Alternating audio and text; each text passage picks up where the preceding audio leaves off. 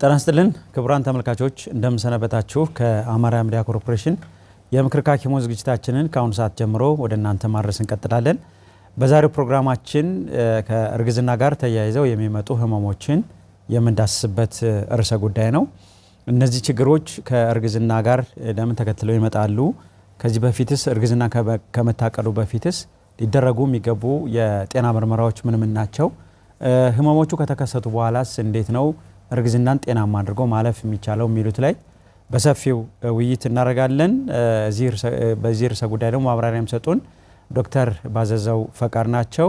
ዶክተር ባዘዘው በኢያስታ የህክምና ማዕከል ውስጥ የማህፀንና ጽንስ ህክምና ስፔሻሊስት ሆነው እያገለገሉ ነው የሚገኙት።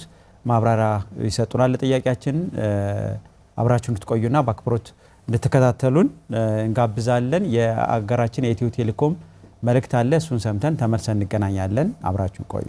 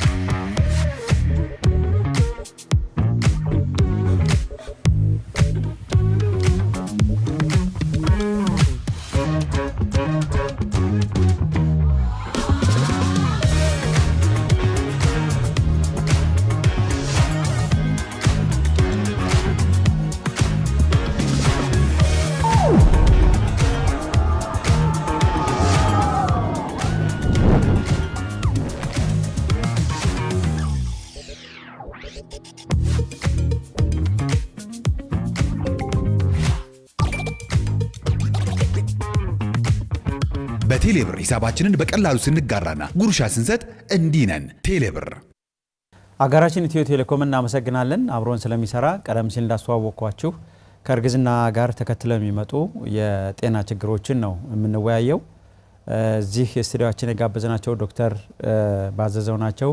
ዶክተር ባዘዘው የማህፀንና ጽንስ ህክምና ላይ ሰፊ ልምድ ያላቸው ባለሙያ ናቸው። በዚህ ርዕሰ ጉዳይ ሰፋ ያለ ማብራሪያ የሚሰጡናል። እንድትከታተሉን በድጋሚ ጋብዛለሁ። እንኳን ደህና መጡ ዶክተር። እንኳን ደህና ቆያችሁ። በጣም አመሰግናለሁ። እስኪ እርግዝና የሚለውን ትንሽ ማብራሪያ ሰጠን። እርግዝና ምንድነው የሚለውን ወደ ባዳና ርዕሰ ጉዳይ እንሄዳለን። እንግዲህ ጤናማ እርግዝና ስንል አንድ ሴት ጽንስ ከጸነሰች በኋላ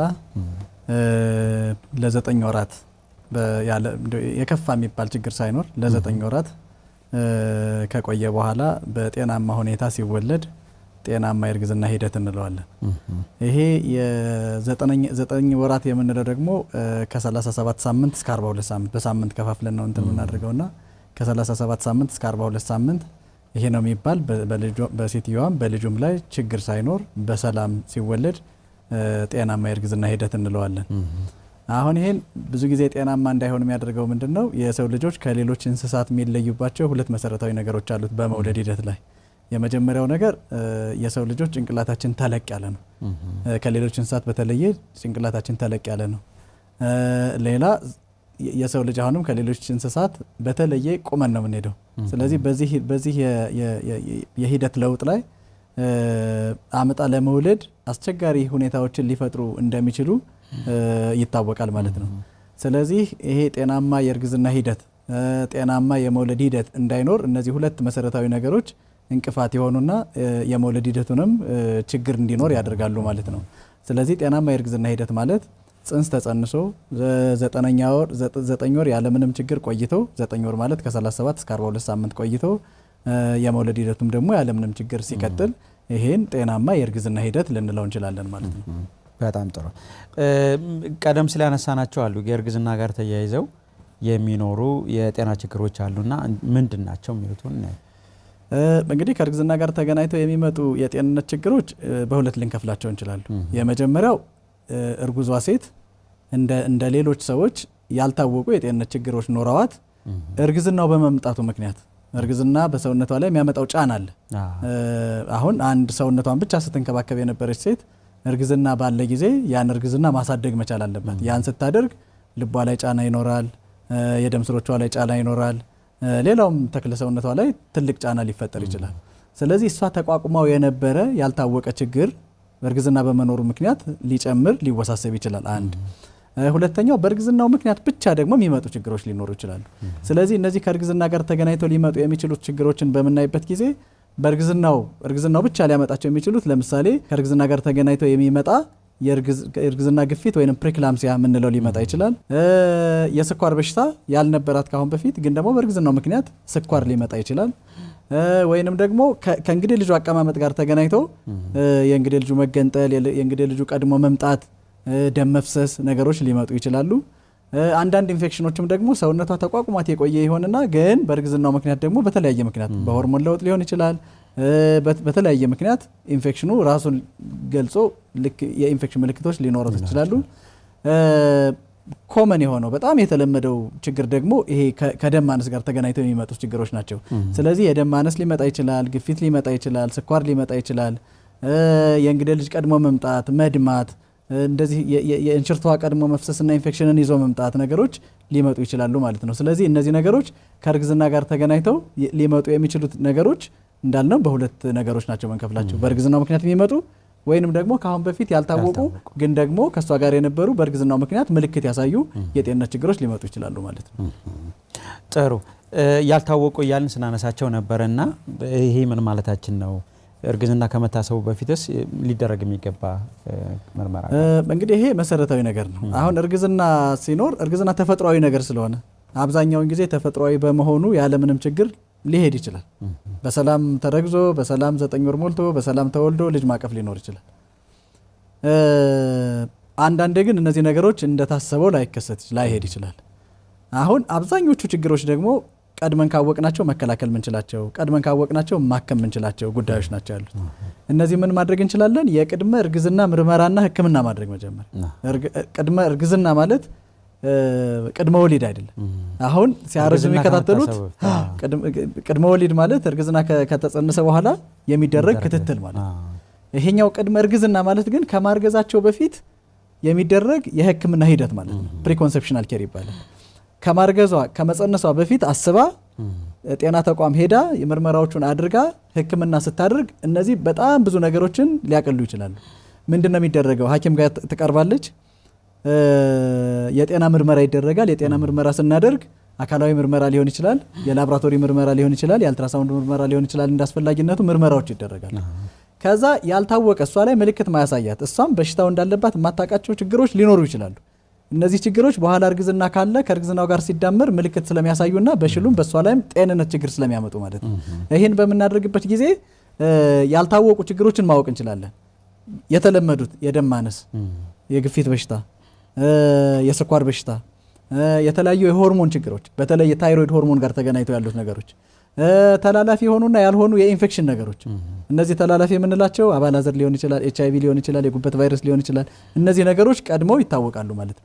እነዚህን ቀድመህ ካወቅ ከታከመች ከዛ በኋላ ከእርግዝናው ጋር ተገናኝቶ በእርግዝናው ጋር ሊወሳሰብ የሚችለው የጤንነት ችግር ላይኖር ይችላል ማለት ነው። ስለዚህ ይህን በማድረግ ከአሁን በፊት ያልታወቀ እሷም ያላወቀችው ወይንም ደግሞ አውቃው ምልክቱ ግን ብዙም ሳይረብሻት የቀረ ካለ ይሄን በጊዜ ማከም በጊዜ ማስተካከል ከዛ በኋላ ወደ እርግዝና ማሰብና ከሐኪሟ ጋር በመመካከር ወደ እርግዝናው ፕሮግራም መሄድ ይቻላል ማለት ነው።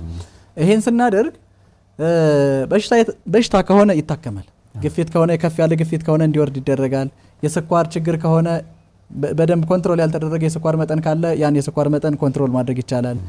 የሆርሞንም ችግር ካለ የሚያስፈልገው ሆርሞን ለሴትዮዋ እንዲሰጥ ይደረጋል። ይሄም ሆኖ ደግሞ ሰውነታችን ሌላ ሆድ ውስጥ ሊያድግ የሚችልን ልጅ ሊንከባከብ የሚያስችል ንጥረ ነገሮች ሰውነት ላይ ያንሳሉ አብዛኛውን ጊዜ በተለይ ፎሊክ አሲድ እና የአይረን መጠን።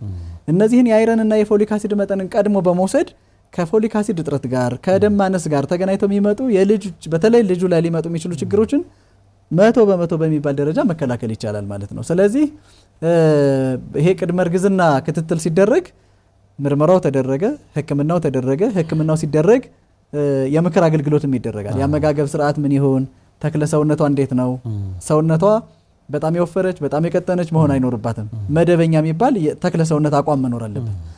ክብደቷ የጨመረ ከሆነ ክብደት እንድትቀንስ፣ ክብደቷ የቀነሰ ከሆነ ደግሞ ክብደት እንድትጨምር፣ የአመጋገብ ስርዓቷ ጤናማ የአመጋገብ ስርዓት ምን ይመስላል፣ የምክር አገልግሎት ይሰጣል።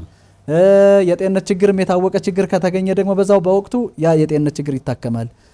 መጨረሻ ላይ ደግሞ አይረን እና ፎሊክ አሲድ የሚባለው ሳፕሊመንት እንድትደረግ ይደረጋል ማለት ነው። ይሄን በማድረግ ሰውነቷን ለእርግዝና ምቹ ማድረግና ማዳበር ያስፈልጋል ማለት ነው። ይሄን ስናደርግ የጤንነት ችግሮችን ማስተካከል፣ ለእርግዝና ምቹ ሁኔታን ፈጥሮ መዘጋጀትና ፕላን አድርጎ መጸነስ የተሻለ ውጤት እንዲኖር ያደርጋል ማለት ነው።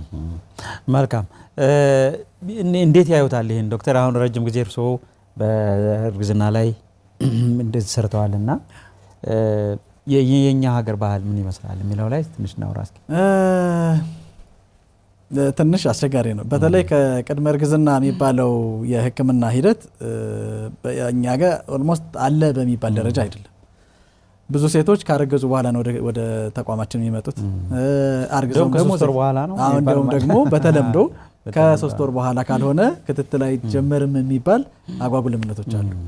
ሲቻል ይሄ በጣም መቅረት ያለበት ግን ደግሞ ዘመኑ የዋጀው የሕክምና ሂደት ከእርግዝና በፊት ክትትል ማድረግ፣ ከዛ እርግዝና ከተከሰተ ደግሞ አርግዣለሁ ብላ ባወቀች ማግስት ወዲያውኑ የሕክምና ተቋማት ላይ በመሄድ ክትትል ማድረግ ያስፈልጋል ማለት ነው።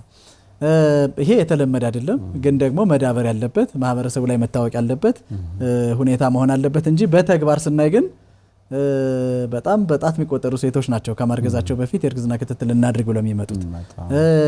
እንዳልከውም ደግሞ ካረገዙም በኋላ አብዛኞቹ ከ3 ወር በኋላ እንምጣ የሚል እሳቤ ስላለ በጣም ሌት ነው የሚመጡት። ችግሮች ከተፈጠሩ በኋላ ነው የሚመጡት።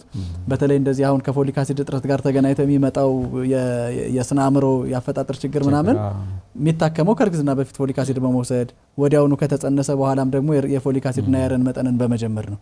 አብዛኛው ሽሉ ከተፈጠረ ካደገ በኋላ ይሄ ህብረተሰቡ ከተሰራ በኋላ ችግሮች ከተፈጠሩ በኋላ ነው ወደ ጤና ተቋማችን የሚመጡትና ይሄ ነገር እንዳልከው ትንሽ ክፍተት ያለበት እንትን ነው። ጥሩ።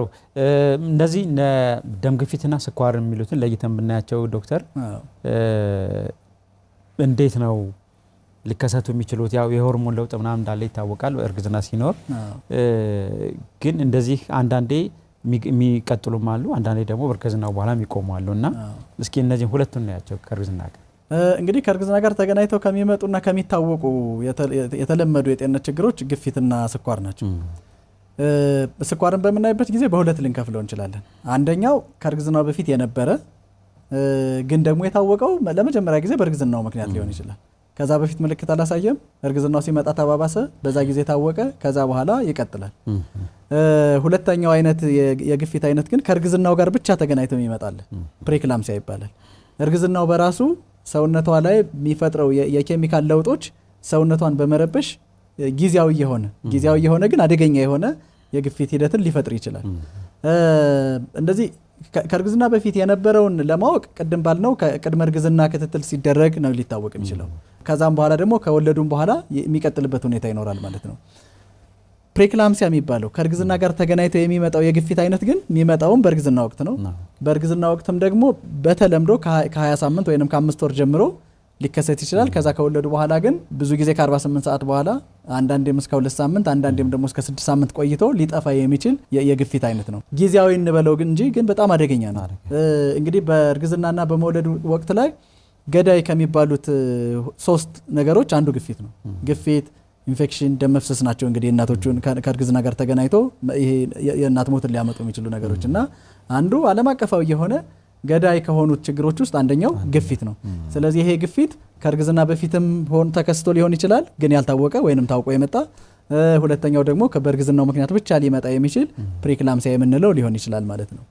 ስኳርን በምናይበት ጊዜ እሱም በተመሳሳይ አንዳንዶቹ ስኳሩ ኑሯቸው ምልክት ሳያሳዩ ቆይተው ግን ደግሞ የታወቀው በእርግዝና ምክንያት ላይ በጣም ብዙ አይነት የሆርሞን ለውጦች አሉ።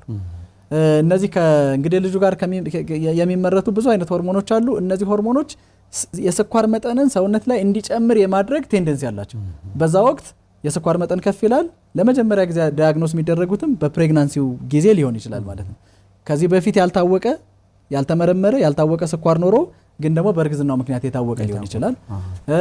ሁለተኛው አይነት ደግሞ ከእርግዝና ጋር ተገናኝቶ እርግዝናው በራሱ ስኳርን የማምጣት ቴንደንሲ ያለ ነው። ዳያቤቶጀኒክ ይባላል ፕሬግናንሲ በራሱ ማለት ነው። እና ግን ደግሞ የዚህኛው አይነት የስኳር አይነት ልጁ ከተወለደ በኋላ የእንግዲህ ልጁ ከሰውነት ከወጣ በኋላ ያ አይነት የሆርሞን ተጽዕኖ ሰውነት ላይ ስለሚጠፋ የስኳር መጠኑም የስኳር ሁኔታውም ከሰውነት ላይ አብሮ ሊጠፋ ይችላል።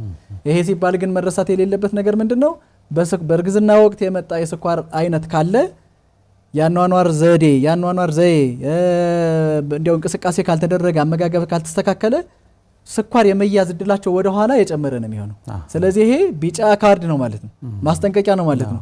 በእርግዝና ወቅት ስኳር ግፊት መጣ ማለት ያኗኗር ዘዴ ስታይልን ካላስተካከልን ከወለዱም በኋላ እድሜ በገፋ ቁጥር አመጋገብም ኤክሰርሳይስ ምንም እንዲህ የለም ያልተስተካከለ ከሆነ ወደ ትክክለኛ ስኳር ወደ ትክክለኛ ግፊት የመቀየር አዝማሚያ ሊኖር ይችላል ማለት ነው።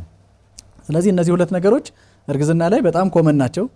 ሁለቱም ከእርግዝና ውጪ ሊኖሩ ይችላሉ ሳይታወቁ ቆይተው ወይንም ደግሞ በእርግዝናው ምክንያት ሊመጡና እርግዝናው ከተወለደ በኋላ ደግሞ መልሰው ሊጠፉ የሚችሉ ነገሮች ናቸው ማለት ነው። ጥሩ ጫናቸውን እንየው እስኪ ዶክተር። ይሄ በጽንሱም ላይ በእናትየዋም ላይ ምን ያህል ጫና አለው? እንግዲህ ስኳርና ግፊት በጣም አደገኛ ነገሮች ናቸው። ተጽዕኗቸውም እናትየዋም ላይ ልጁም ላይ ነው የሚሆነው። አሁን የስኳርን ባየንበት ጊዜ ልጁ ላይ ምን ተጽዕኖ አለው የሚለውን በምናይበት ጊዜ ውርጃ ቀድሞ ሊመጣ ይችላል። ያለ ቀኑ መወለድ ሊመጣ ይችላል። የእንሽርቷ ቀድሞ መፍሰስ ሊኖር ይችላል። ወይንም ደግሞ የልጁ እድገት ላይ የተወሳሰበ ሊሆን ይችላል። በጣም መፋፋት በኋላ አመጣ ለመውለድ ማስቸገር ወይንም ደግሞ የቆየ የስኳር ችግር ከሆነ ለልጁ የሚደርሰው የስኳር መጠን የተገደበ ይሆናል። የምግብ መጠኑ የተገደበ ይሆናል። የስኳሩ ግፊትንም ሌላ ጫናችንም ስለሚያመጣ ደግሞ እድገቱም ደግሞ የተወሰነ ሊሆን ይችላል ማለት ነው። ይሄ ግሮዝ ሪስትሪክሽን እንለዋለን። ሲወለድ የቀጨጨ ልጅም ሊሆን ይችላል ማለት ነው። ስለዚህ ውርጃ፣ ሆድ ውስጥ መጥፋት፣ የአፈጣጠር ችግር መኖር፣ የእንሽርቷው ቀድሞ መፍሰስ፣ ምጥ ቀድሞ መምጣት፣ አመጣ ለመውለድ መቸገርን ሊያመጣ ይችላል በልጁ ላይ ማለት ነው። በእናትየዋ ላይ ልክ እንደ ማንኛውም ስኳር ሰውነታችን ላይ እንደሚፈጥረው ጫና ሴትየዋ ላይ የተለያዩ ችግሮችን ሊያመጣ ይችላል። ኩላሊቶቿ ላይ ጉዳት ሊያመጣ ይችላል። ግፊት ሊያመጣ ይችላል። እነዚህ ነገሮች ሲዳመሩ እናትየዋ ላይ ከፍተኛ የሆነ የጤንነት ችግርን ሊያመጣ ይችላል ማለት ነው። የመውለድ ሂደትንም ጫና ላይ ሊያደርግ ስለሚችል ያወላለድ ሂደቱ አመጣ ለመውለድ መቸገር፣ ወደ ኦፕራሲዮን ሄዳ በኦፕራሲዮን እንድትወልድ መደረግ፣ ከኦፕራሲዮን ጋር ተገናኝተውም ሊመጡ የሚችሉ ችግሮችንም ጫና ሊያሳድር ይችላል ማለት ነው። ይሄ ስኳርን ባየንበት ጊዜ ነው። ግፊትንም ስናይ ደግሞ ግፊት በራሱ ትልቅ ጫና ነው በልጆች ላይ። ይሄም አሁንም ውርጃን ሊያመጣ ይችላል። የእድገትን መቀጨጭን ሊያመጣ ይችላል። ልጁ በፈለግነው የእድገት ደረጃ ላናገኘው እንችላለን። ያለ ቀናቸው እንዲወልዱ ልንገደድ እንችላለን። ቢኮዝ የግፊቱ ሕክምና ዋናው ሕክምና መጨረሻ ላይ መውለድ ነው ተብሎ ሊወሰን ይችላል ማለት ነው። ስለዚህ ያለ ቀናቸው ሳይፈለግ ያለ ቀናቸው ልጆች ሁሉ ሊወለዱ እንዲችሉ ሊያደርግብን ይችላል ማለት ነው። እሱም ብቻ ሳይሆን በጊዜ ካልታከመም ደግሞ በሴትየዋ ጤንነት ላይ በተለይ ደግሞ ጭንቅላት ውስጥ ደም በማስፈሰስ ሊሆን ይችላል። ኮንቨልሽን ምንለው ራሷን መሳት ከዛ ህይወትን ማጣት ድረስ ሁሉ ሊያመጡ ይችላሉ ማለት ነው። ስለዚህ እነዚህ ሁለት ችግሮች በልጁም ላይ በእናትየዋም ላይ ከፍተኛ ጫና ሊያመጡ የሚችሉ ነገሮች ናቸው ማለት ነው። ስለዚህ ከባድ ጥንቃቄ ይፈልጋሉ ማለት ነው። ከእርግዝና ጋር ስናያይዘው የደም ማነስና ደም ግፊት መጨመር ሲባል እንሰማለን እና እሱን እንደው ሰው ለይቶ እንዲያውቀው ብዬ ነው ይሄን ጥያቄ ማነሳው። ሌላኛው የተለመደው አይነት ከእርግዝና ጋር ተገናኝተው የሚመጣው የጤንነት ችግር ደግሞ ደም ማነስ ነው። አሁን ደም ማነስ ማለት ወይንም የደም መጠን የምንለው ቀይ የደም ሴሎቻችን ምግብና ኦክሲጅንን ከሚፈለገው የሰውነት አካል እያነሱ ወደ ተለያየ የሰውነታችን ክፍል ማሰራጨት ማለት ነው። ይሄ የቀይ የደም ሴሎቻችን የመሸከም ኦክሲጅንን የመሸከም አቅም ማለት ነው ደም ማነስ ወይንም አኔሚያ የምንለው ማለት ነው።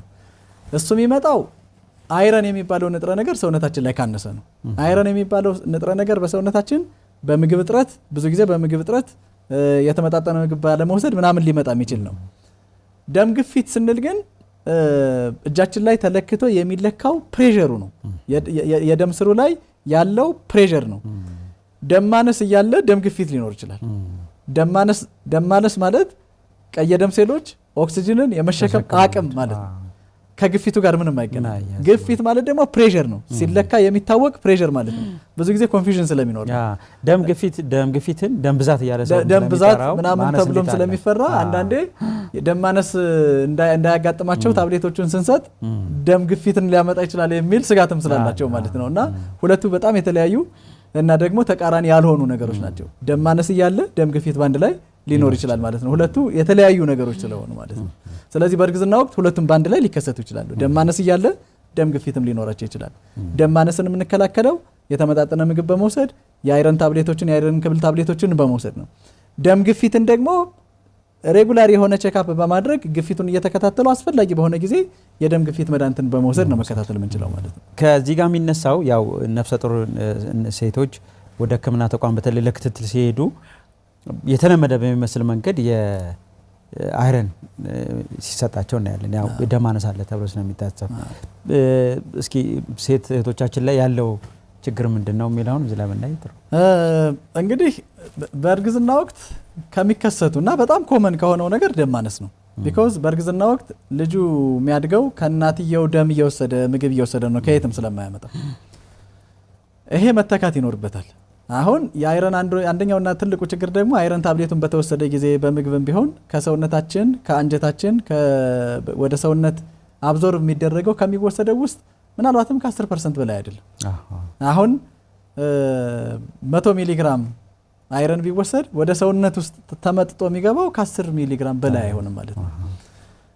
ይሄ ባለበት ሁኔታ ላይ እያደገ ያለ ልጅ ደግሞ አለ አይረን የሚፈልግ የራሱ ሰውነት እንዲገነባ ጡንቻው እንዲገነባ የደም ስርጭት እንዲኖረው የሚያድግ ከየት የማያመጣ ግን ከእናቱ የሚወስድ ደግሞ የሚያድግ አንድ ልጅ አለ። እሱ ብቻ አይደለም የእንግዴ ልጅ አለ። እሱም ብቻ አይደለም ሴትዮዋ ደግሞ ሰውነቷ ገዘፍዘፍ አደግ ማለት አለበት። ልጁን ኬሪ ለማድረግ ለመሸከም ለማሳደግ ሰውነቷም አብሮ መግዘፍ አለበት። ፕሮፖርሽናሊ ሲያድግ የደም ስርጭቱም አብሮ ማደግ መቻል አለበት። ይሄ በሚሆንበት ጊዜ ላይ የደም ስርጭቱ እና የደም ማነሱ በጣም የተባባሰ ሊሆን ይችላል። ይሄን የፈለገ የተመጣጠነ ምግብ አንዲት ሴት ብትመገብ የዚህን የአይረን ፍላጎት የፎሊክ አሲድ ፍላጎት ማሟላት አይቻልም። በምግብ ፈጽሞ ማሟላት ስለማይቻል የአይረን መጠን ለማዳበር የአይረን እንክብል ታብሌቶች መወሰድ መቻል አለባቸው። በተለምዶ ግን አሁንም ይሄን በማህበረሰቡ ላይ ያሉ ሴቶች ሲወስዱት አናይም። በጣም አስፈላጊ የሆነ ግን ምናልባትም ሲወስዱት ለጨጓራቸው ትንሽ ሊያቅለሽልሽ ሊረብሻ ለመስማማት ነገሮች ሊኖሩ ይችላሉ። ይሄን ግን ከሐኪሞቻቸው ጋር እየተመካከሩ ብራንዱን በመቀየር መቼ ይወሰድ እንዴት ይወሰድ የሚለውን ነገር በመመካከር አይረን ታብሌቶችን መውሰድ ግዴታ ነው የሚሆነው ማለት ነው። ግዴታ ነው ሲባል ለልጁም ለሷም በጣም አስፈላጊ ነው ማለት ነው። በተለምዶ እየተተገበረ ያልሆነ አሁን ብዙ ተቋማት ላይ እንደ ግዴታ ተደርጎ ይሰጣል። ግን ደግሞ በተግባር ሲወሰድ አናይም ታብሌቱ ማለት ነውና ይሄ አይረን ፎሊክ አሲድ ታብሌቶች ግዴታ መወሰድ ያለባቸው ለጨጓራ ሊከብዱ ይችላሉ። ሁሉ ያስታውሰው ለመውሰድ ሊያስቸግር ይችላል። ግን መውሰድ በጣም ግዴታ እንደሆነ ግንዛቤ እንዲኖር ይፈልጋል ማለት ነው። በጣም ጥሩ። ፕሮግራማችን ይቀጥላል። ክቡራን ተመልካቾች በእርግዝና ጋር ተከታትለው የሚመጡ ችግሮችን ነው ዛሬ የተወያየን የምንገኘው። ዶክተር ባዘው ፈቃድ እዚህ ተገኝተው ማብራሪያ እየሰጡን ነው። ፕሮግራማችን ይቀጥላል። መልእክት ሰምተን የአጋራችንን ተመልሰን እንገናኛለን። ተመልካቾቻችን ከጧት ጀምሮ ሲያስቡበት እንደቆየው ተሳክቶለት ከቢሮ ሾልኮ ቢወጣ ይመስላል። የሁሉም ተመልካችና ደጋፊ ጥያቄ ነው። አዎ እያታለለ ነው የሚወጣ ይመስላል። እያታለለ ነው አይደለም። አለቃው ወጥታለች። ምትይዘው ይመስላል። ያመለጠ ይመስላል። አሁንም እያታለለ ነው። እንደፈራ ነው። በሩ ጋር ሲደርስ ተያዘ። ይሄ ማስጠንቀቂያ የሚያሰጠው ይመስላል። ቢጫ ካርድ ዕቃ ልግዛ በሚል ተልካሻ ምክንያት ከስራው ሊወጣ የነበረው የቢሮ ሰው ቢጫ ካርድ አይቷል። ቢጫ ካርድ እሱስ ምን አስወጣው? እዛው ቢሮ እንዳለ አያስብ ነበር። ቢሮ እያለን ያልከው? አዎ መቼም በዚህ ጊዜ ቴሌብር ማይጠቀም የለም። አዎ ቴሌብር ላይ በሚገኘው ዘመን ገበያ የሚያስፈልገው ማንኛውንም አይነት ነገር ቢሮ ድረስ ሸምቶ በቀላሉ ማድረስ ይችላሉ። ታዳጊዎቻችን የዲጂታል ኢትዮጵያ ግብይት መዳረሻ በሆነው ዘመን ገበያ ውስጥ የገባ ይመስላል።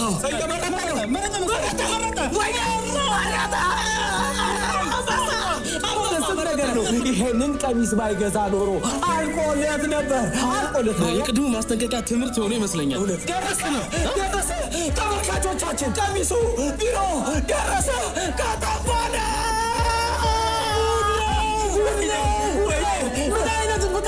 ምን አይነት ቴክኖሎጂ! ወይኔ ዘመን ገበያ ከጉዳ ወጣ። ኢትዮ ቴሌኮም እናመሰግናለን። አጋራችን ሆኖ አብሮን እየሰራ ነው የሚገኘው። ፕሮግራማችን ይቀጥላል። አብራችሁ እንድትቆዩ አሁን በድጋሚ እንጋብዛለን። በእርግዝና ጊዜ ችላ ሊባሉ የማይገባ የሚታዩ ምልክቶች አሉና እነዚህ አደገኛ ናቸው ተብሎ ይያሳሉ። ስለነሱ እናውራ ዶክተር። ምን ናቸው? ለምንድን ነው ምን ያስከትላሉ የሚለው ነው።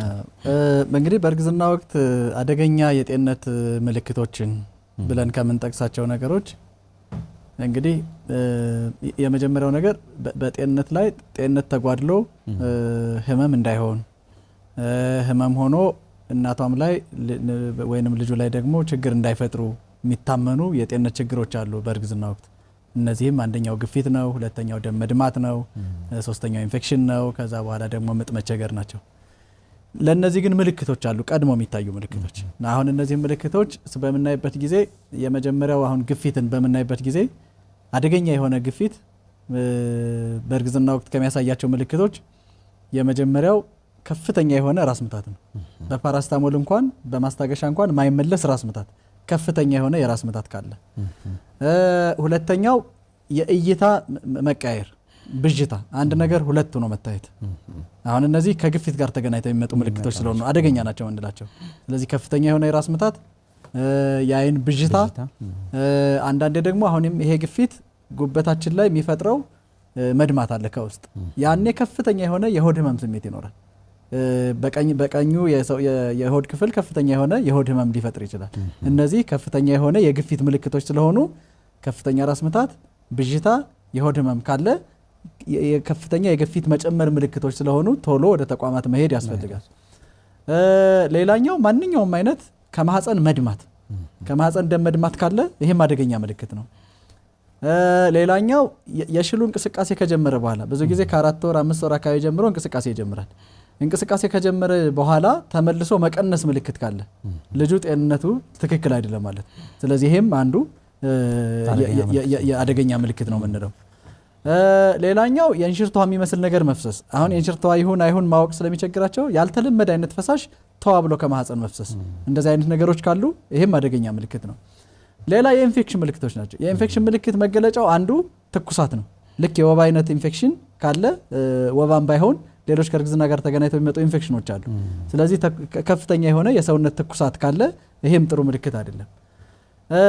ቅድም ይሄ ራስ ምታት ብዥታ ያልነው ነገር በጣም ከተወሳሰበና በጊዜ ሕክምና ካልተደረገ ደግሞ መስበቅ፣ ሲዝ ማድረግ፣ ራስን መሳት፣ ማንቀጥቀጥ፣ ራስን መሳት ነገሮች ሁሉ ሊከሰቱ ይችላሉ ማለት ነው። እነዚህ ነገሮች ካሉ ጥሩ ምልክቶች አይደሉም ማለት ነው። ሌላኛው እርግዝና ላይ ሰውነት ማበጥ አለ። በተለይ እግር ማበጥ የተለመደ ነገር፣ ከ100 ሴቶች 80ዎቹ እግራቸው ሊያብጥ ይችላል በኖርማል ሁኔታ። ግን ይሄ ነን ዲፔንደንት ምንለው አሁን እግራችን ስለሚዘቀዘቅ ፈሳሽ ከታች ይጠራቀማል። ይሄ ዲፔንደንት እንለዋለን። ብዙም የከፋ ላይሆን ይችላል። ነን ዲፔንደንት ወይንም ይሄ እጅ ላይ ፊት ላይ የብጠት ምልክት ካለ ይሄ ጥሩ ምልክት አይደለም። እጃቸው እንዴት ማበጡን ያውቃሉ? ምናልባት ቀለበታቸው ሊጠባቸው ይችላል።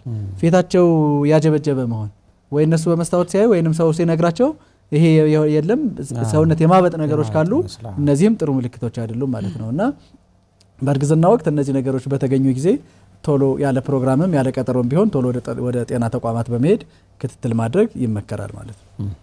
እነዚህ በጣም አደገኛና ሊያስከትሉ የሚችሉትም ጣጣ ብዙ ስለሚሆን ነው። ጥሩ ዶክተር፣ የእርግዝና ላይ ያው የቤተሰብ አባል ብዙ ነው በዙሪያ የሚኖርና ምን ሚና ሊኖረው ይገባል? ያው ጤናማ እርግዝና እንዲኖር በጤናም እንዲወለድ እንግዲህ የቤተሰብ ሚና በጣም ከፍተኛ ነው። በተለይ የትዳር አጋር በእርግዝና ሂደት ላይ በጣም ትልቅ ሚና ነው የሚኖረው። ይሄ መቼ ይጀምራል? ቅድም ባልናቸው ይሄ ቅድመ እርግዝና ክትትል፣ በእርግዝና ደግሞ አሁንም የአንቲናታል ኬሩ ላይ ወይንም የእርግዝና ክትትሉ ላይ የባል ሚና በጣም ከፍተኛ ነው። በተለይ ደግሞ ከተቻለ አንዳንዴ የስራው ጉዳይ ምናምን ሳይፈቅድ ይቀርና አብረው ላይ ሄዱ ይችላሉ። ሁኔታዎች የሚፈቅዱ ከሆነ ግን ወደ ጤና ተቋማት እንድትሄድ ማገዝ፣ የምትሄድበትን ሁኔታ ማመቻቸት፣ እንድትሄድ መፍቀድ፣ እንድትሄድ ማገዝ፣ ከሄዱም በኋላ አብረው መሄድ። በሄዱ ጊዜ ምንድነው አንዳንዴ እርግዝናውም ስላለ ጫናውም ስላለ መደናገጡም ስለሚኖር ከሐኪሟ የሚሰጣትን የምክር ነገሮች በደንብ ሙሉ በሙሉ የመስማት የመተግበር ነገሮች ሊቸገሩ ይችላሉ። ስለዚህ የትዳር አጋር አብሮ በሄደ ጊዜ እነዚህን የጤና ምክሮች አብሮ ይሰማል፣ አብሮ አስተያየት ሀሳብ ይሰጣል። ስትመለስም ደግሞ ይሄን አድርጉ ይሄን አታድርጉ ይሄን ቢ ይሄን ጠጭ የሚባለውን ነገር አብሮ ያግዛል ወደ ቤት ሲመለሱ ማለት ነውና የትዳር አጋር ሚና በጣም ከፍተኛ ነው። ከሀሳብ ማገዝ ጀምሮ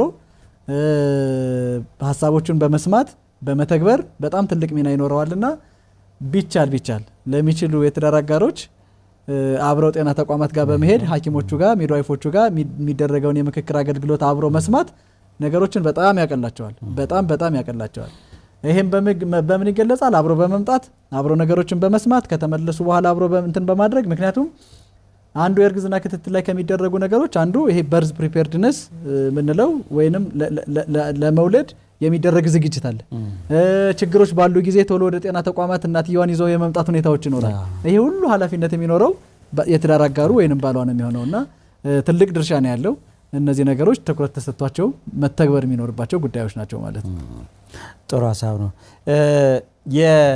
አሁን እንግዲህ የእርግዝና ላይ ያለውን ህመም ስናነሳ ዶክተር ማቅለሽለሽ የመሳሰለው ነገር አለ፣ ወገብ ህመም እንደዚህ የመሳሰለውም ችግሮች አሉና እንደው ስናነሳ ይሄ አይነቱ ችግር የተለመደ ነው የተባባሰስ ሆኖ ህክምና የሚፈልግ መቼ ነው የሚለውን ያ ብዙ ሴቶች ላይ ስለሚጠቀሰው እንግዲህ እርግዝና ጤናማ ይሁን እንጂ እኛ በህክምናው ጤናማ ነው እንበለው እንጂ ዝም ብሎ አልጋ ባልጋ አይደለም። ብዙ ጊዜ ጤናማ የሚባለው እርግዝና ማለት ነው።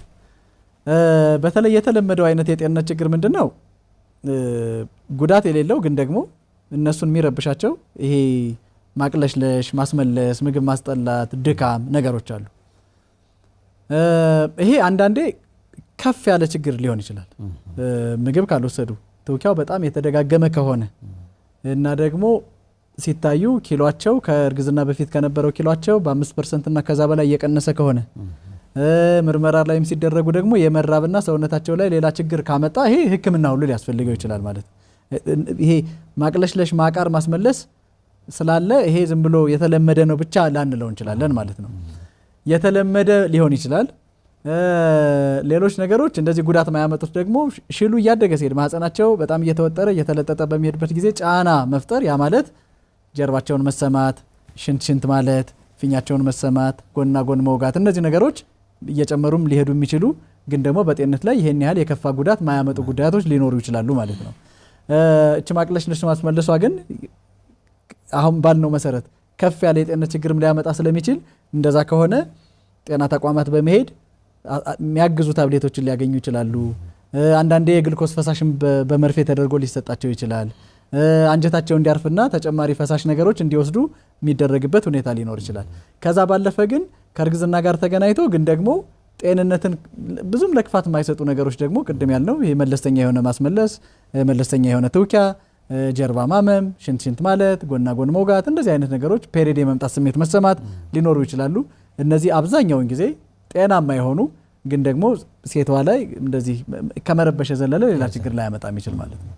እነዚህም መለየት ያስፈልጋል ማለት ነው። ጥሩ ዶክተር፣ ቅድም አንስተነው የነበረው ከችግር አንጻር መወሰድ ስላለባቸው ሰፕሊመንቶች እሱንና እነዚህ በእንክብል መልክ የሚሰጡትን ታብሌቶች ለመውሰድ መቸገር የሚያጋጥማቸው ሰዎች አሉ። እዚህ ላይ የተቀመጠ ሙሉ አለ። እኔ አሁን አንድ ፕሮግራም ስሰራ የጀርባ ዘንግ ክፍተት ላይ ስሰራ ነው ይህም ፕሮግራም ይህም ጥያቄ ያገኘሁትና አለመስማማት ችግሮች ያጋጥሟቸውና ይተውታል። እንደተባለው ዘግይቶ በመምጣት ከእርግዝናው እየገፋ ሲሄድ መምጣትም አለ፣ በመሀል ላይ ይቆማል፣ አለመስማማት አለ። ቤት ውስጥ ደግሞ ካልተስማማ ይሄን ተውት ምናምን የሚባል ነገር ይኖራል እና እዚህ ላይ እንደው የሚሰጡን ሀሳብ ካለ ብዬ ነው። የግድ መወሰድ ስላለባቸው በጣም ትልቅ ችግር ነው። በነገራችን ላይ ይሄ ኒውራል ቲፕ ዲፌክት የምንለው ወይንም የህብረ ሰረሰር ክፍተት መኖር በጣም ትልቅ ችግር ነው። በጣም ግን ደግሞ መከላከል የምንችለው ነገር ነው። ምንድነው አሁን ባደጉት ሀገሮች ላይ የሚደረገው ምንድነው ከሚመገቡት ምግብ በፎሊክ አሲድ የበለጸገ እንዲሆን ይደረጋል። አሁን የሚመገቡት ዳቦ ፎሊክ አሲድ የበለጸገ ነው። ልክ የኛ ጨው ባዮዲን የበለጸገ እንደሆነ ሁሉ የነሱ እንትኑ ይሄ ምንድነው ዱቄቱ ይጨመራል። ሁሉም ሴት ምክንያቱም አብዛኞቹ ሴቶች ሳያስቡት ነው የሚጸንሱት። መጸነሳቸውን በሽንት ቼክ ባደረጉ ጊዜ ኦልሬዲ ህብረ ሰረሰሩ ተሰርቷል። ከዛ በኋላ መከላከል አይቻልም። አሁን ይሄን መከላከል የሚቻለው ቀድሞ ይሄን ፎሊክ አሲድ የሚባለው ንጥረ ነገር በተለያየ መንገድ ወደ ሰውነታቸው እንዲገባ ማድረግ ነው። አሁን በእኛም ሀገር አቅጣጫ ተቀምጧል። የምግብ ይዘቶች በፎሊክ አሲድ የበለጸጉ እንዲሆኑ። የኛ አመጋገብ ግን አሁን ዛሬ ባለንበት ሁኔታ ላይ እንደዛ አይደለም። ጤፍ ይገዛል ከገበያ ይፈጫል፣ ዋና ምግባችን። ስለዚህ ፎሊክ አሲድን የማግኘት እድላችን በጣም ዝቅተኛ ነው። በዚህ ሁኔታ ላይ ደግሞ የአይረን እንክብሎችን አይረን ፎሊክ አሲድን ደግሞ እንኩ ተብሎ አለመውሰድ ደግሞ እነዚህን ችግሮች ይዞ ይመጣል ማለት ነው። አብዛኞቹ ሳይታወቁ ሁሉ ፌል አድርጎ በውርጃ መልክ ሊወርድ ይችላል። የተወሰኑት ደግሞ ኤርሊ ይታወቅና እንዲቋረጥ ይደረጋል። ቢኮዝ እርግዝናው ቢቀጥልም አንዳንድ ጭንቅላቱ ሽፋን የሌለው ይሆናል፣ ተወልዶም ማያድግ ይሆናል ማለት ነው። አንዳንዶቹ ደግሞ ይወለዳሉ ያድጋሉ፣ ግን በችግር ነው የሚያድጉት። አሁን እንደዚህ አይነት ልጅ ይዞ ማደግ አንዳንድ እናቶች በጣም ህይወታቸው በጣም የተመሰቃቀለ ነው የሚሆነው። በጣም ከባድ ነው የሚሆነው። እቅፍ ላይ ማይወርድ ልጅ ይሆናል ማለት ነው። እንደዛ እንዳይሆን አሁን በዚህ ደረጃ ነው ያለው ችግር። አሁን ይህን ታብሌት ውሰዱት አትውሰዱት የሚል ክርክር ውስጥ የምንገባው እንደዚህ አይነት ችግሮች ስለሚኖሩ ነው ማለት ነው። እና ሴቶቹ ይህን በደንብ መገንዘብ ያስፈልጋል። ለጨጓራ ሊያስቸግር ይችላል፣ ብራንዶቹን መቀያየር ያስፈልጋል። አንዳንዴ ታብሌትም ላይሆን ይችላል፣ ወደ ሽሮፕ ሊቀየር ይችላል። ለጨጓራ ቀለል ስለሚል ሽሮፑን ልናደርገው እንችላለን ማለት ነው። እና እንዲያው በተለምዶ ውሰዱት አይነት ይመስልና ይወሰዳል ቤት ውስጥ ብዙ ጊዜ ሳይወሰድ ይቀራል ማለት ነው። እና እነዚህ ነገሮች ታስቦበት እንዲያው ቢወሰድ ለጨጓራ እንደሚከብድ እናውቃለን። ለጨጓራ ከባድም ቢሆንም ግን የተለያዩ ነገሮችን በማድረግ ከአመጋገብ ሁኔታ ጋር በማስተካከል የጨጓራ መድኃኒትን አብሮ በመውሰድ ወይንም ደግሞ ታብሌቱን አይረኑን ታብሌት አይነት በመቀየር ወይንም ደግሞ ከታብሌት ወደ ሽሮፕ በመቀየር በተቻለ መጠን ለመውሰድ መታገል ያስፈልጋል ማለት ነው። ጥሩ። እነዚህ በዋናነት የጠቀስናቸው ግፊትና ስኳርን ዶክተር እንዳይቀጥሉ ከቀጠሉስ ምን ማድረግ አለባቸው የሚለውን እስኪ እሱ ላይ ትንሽ እንግዲህ ግፊትና ስኳር በእርግዝና ወቅት ለመጀመሪያ ጊዜ ሊታወቁ ይችላሉ። በእርግዝና ወቅት በስነ ስርዓቱ ሕክምና ካልተደረገ እርግዝናውም ላይ እናትየዋም ላይ ከፍተኛ ጉዳት ሊያመጡ ይችላሉ። ስለዚህ ሕክምናው የተስተካከለ ሆኖ መቀጠል መቻል አለበት። ከዛ በኋላ ከወለዱ በኋላ አብዛኛዎቹን ጊዜ ይስተካከላሉ፣ በራሱ ይስተካከላል። አንዳንዴ ግን ሊቀጥል ይችላል። ስለዚህ ምንድነው የሚሆነው? ከወለዱም በኋላ የሐኪም ክትትል ያስፈልጋቸዋል። ሐኪሞቻቸው ይከታተሏቸዋል። አይ ከዚህ በኋላ ስኳሩ ጠፍቷል፣ ግፊቱ ተስተካክሏል፣ እንዳይቀጥል ግን የአመጋገብ ስርዓቱ እንዲህ መሆን አለበት፣ ኤክሰርሳይሱ ይሄን መሆን መቻል አለበት የሚል የምክክር አገልግሎት ይሰጣቸዋል። ከዛ በኋላ እነዚህ ሰዎች ስኳር ግፊት በእርግዝና ወቅት ከተከሰተ በኋላ እድሜያቸው እየገፋ ሲሄድ አመጋገብ ኤክሰርሳይዝ ካልተደረገ ሰውነታቸው የተስተካከለ ካልሆነ ወደ ትክክለኛው ስኳርና ግፊት የመምጣት ነገሩ ይኖራል ማለት ነው። እንደዛ እንዳይሆን የአኗኗር ዘዴን ማስተካከል ያስፈልጋል ማለት ነው። የአኗኗር ዘዴን ማስተካከል ማለት ምን ማለት ነው?